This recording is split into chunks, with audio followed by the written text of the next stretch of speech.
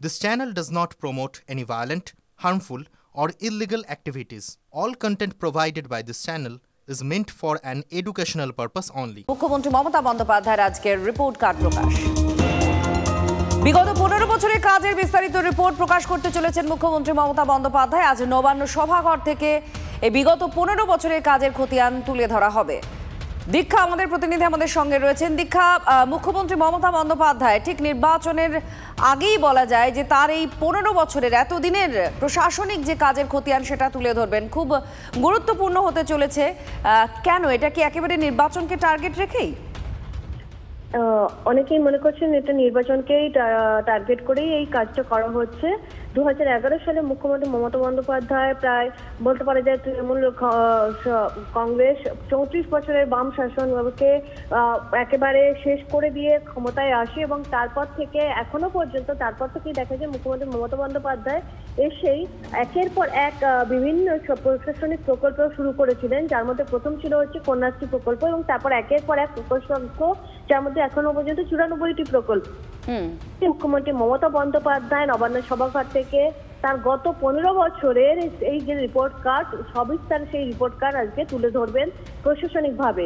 এবং পরবর্তী ক্ষেত্রে মনে করা হচ্ছে প্রশাসনিক মহলের এক অন্দরেরই এক সূত্রের খবর যে পরবর্তী ক্ষেত্রে 2026 যেহেতু সামনে ভোট রয়েছে এই মুহূর্তে, এই যে আজকে সরকারিভাবে মুখ্যমন্ত্রী তার এই রিপোর্ট কার্ড পেশ করা হলেও পরবর্তী ক্ষেত্রে এই রিপোর্ট কার্ডকে দেখিয়েই কিন্তু তৃণমূল কংগ্রেস কৌশলগতভাবে 2026-এর যে ভোট আছে সেই ভোটে প্রচারের কিন্তু কৌশল হিসেবেই এটাকে ব্যবহার করবে বলেই মনে করছেন।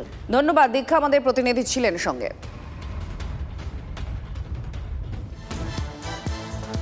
আর এবার ফোকাস নন্দীগ্রামে কে হবেন তৃণমূল কংগ্রেসের প্রার্থী? অভিষেক বন্দ্যোপাধ্যায়ের নাম ভাসিয়ে দিয়েছেন কেন্দ্রীয় প্রতিমন্ত্রী সুকান্ত মজুমদার।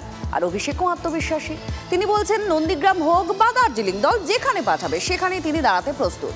আর নন্দীগ্রামের প্রশ্নেই তৃণমূলকে কটাক্ষ করে 20,000-ই চ্যালেঞ্জ ছুড়েছেন স্থানীয় বিধায়ক শুভেন্দু অধিকারী। এদিকে নন্দীগ্রামে ভোট পরবর্তী যে হিংসার মামলা সেটা এখনো তাড়া করে বেড়াচ্ছে তৃণমূলকে। আমার কাছে যা খবর, অভিষেক বন্দ্যোপাধ্যায় এবার নন্দীগ্রামে বিধানসভায় দাঁড়াবে। আমাকে যদি বলে নন্দীগ্রামে দাঁড়াও আমি দাঁড়াবো, আমাকে যদি বলে দার্জিলিং এ দাঁড়াও আমি দাঁড়াবো। পিসিকে হারিয়েছি, আর যে পারেন আসুন। কয়েক মাস পরে বিধানসভা নির্বাচন, বিধানসভা কেন্দ্র 294টা, কিন্তু গোটা রাজ্যের কৌতূহলের কেন্দ্রবিন্দুতে ভবানীপুর আর নন্দীগ্রাম। একটা মমতা বন্দ্যোপাধ্যায়ের কেন্দ্র, আরেকটা শুভেন্দু অধিকারীর। বিরোধী দলনেতা কি 26-এর ভোটে ভবানীপুর থেকে লড়বেন, সেটা নিয়ে চর্চা চলছিল এতদিন। এবার ফোকাসে নন্দীগ্রাম। ডায়মন্ড হারবারের 3বারের তৃণমূল সাংসদ কি সত্যিই নন্দীগ্রাম বিধানসভা থেকে তৃণমূলের টিকিটে প্রতিদ্বন্দ্বিতা করবেন? জল্পনা বাড়িয়েছেন বিজেপি সাংসদ ও কেন্দ্রীয় প্রতিমন্ত্রী সুকান্ত মজুমদার। ওনার উপমুখ্যমন্ত্রী হওয়ার খুব শখ, উনি নন্দীগ্রামে বিধানসভায় দাঁড়াবেন বলে আমার কাছে খবর আছে।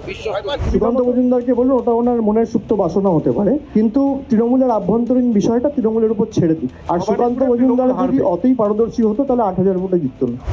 নন্দীগ্রামের বিজেপি বিধায়ক শুভেন্দু অধিকারী সোমবার খেজুরিতে পরিবর্তন সংকল্প যাত্রায় অংশ নেন। এরপর নন্দীগ্রাম নিয়ে তৃণমূলের শীর্ষ নেতৃত্বকে ছুড়ে দেন খোলা চ্যালেঞ্জ। যে এখানে বিজেপি মমতা ব্যানার্জিকে হারিয়েছে, সেখানে আর কোনো প্রার্থী তৃণমূলের স্টকে আছে বলে আমার মনে হয় না।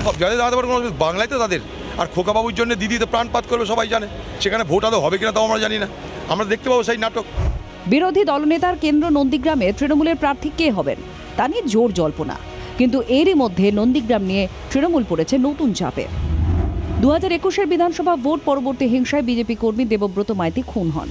তার পরিবার বাংলা থেকে ঝাড়খণ্ডে মামলা সরানোর আর্জি জানিয়েছিলেন সুপ্রিম কোর্টে। সেই মামলাতেই 42 জন তৃণমূল নেতা ও কর্মীকে নোটিশ দিয়েছে সুপ্রিম কোর্ট। এই 42 জনের মধ্যে সিবিআই এর হাতে তৃণমূলের 18 জন নেতা ও কর্মী গ্রেফতার হন, পরে তাঁরা জামিন পান। এটা হচ্ছে বিজেপির চক্রান্ত, এখানে যাতে কোনো প্রকারে এর সাক্ষী প্রক্রিয়া না হয় তার ব্যবস্থা করার জন্য শুভেন্দু অধিকারী এই চেষ্টাটা করেছে। তবে আমরা চুপচাপ বসে নেই। নন্দীগ্রামের মানুষ যদি শান্তি চায়, এখানে বিজেপিকে রাখতে হবে। আর সিবিআই যদি এদেরকে যাবজ্জীবন কারাদণ্ড অথবা ফাঁসির সাজা না দেয়, তাহলে দেবব্রত মাইতি খুন হওয়ার মতো ঘটনা থামতে পারে না। কারণ এরা যদি ভয় পেত, শিক্ষা নিত, রথিবালা আড়ির খুন হতো না। 2021-এর নন্দীগ্রামে যখন মমতা বন্দ্যোপাধ্যায় বনাম শুভেন্দু অধিকারীর লড়াই, সেই সময় 2007-এর জমি আন্দোলনের মামলায় অভিযুক্ত আবু তাহের কার্যত গা ঢাকা দিয়েছিলেন দীর্ঘদিন, প্রচার থেকেও দূরে ছিলেন। সেবার নন্দীগ্রামের লড়াইয়ে শেষ হাসি হেসেছিলেন শুভেন্দুই। 2023-এর পঞ্চায়েত ভোটেও নন্দীগ্রামের 2টি ব্লকেই দাপট দেখায় বিজেপি। গত লোকসভা নির্বাচনেও নন্দীগ্রাম বিধানসভায় 8,000-এর বেশি ভোটে লিড পান বিজেপি প্রার্থী।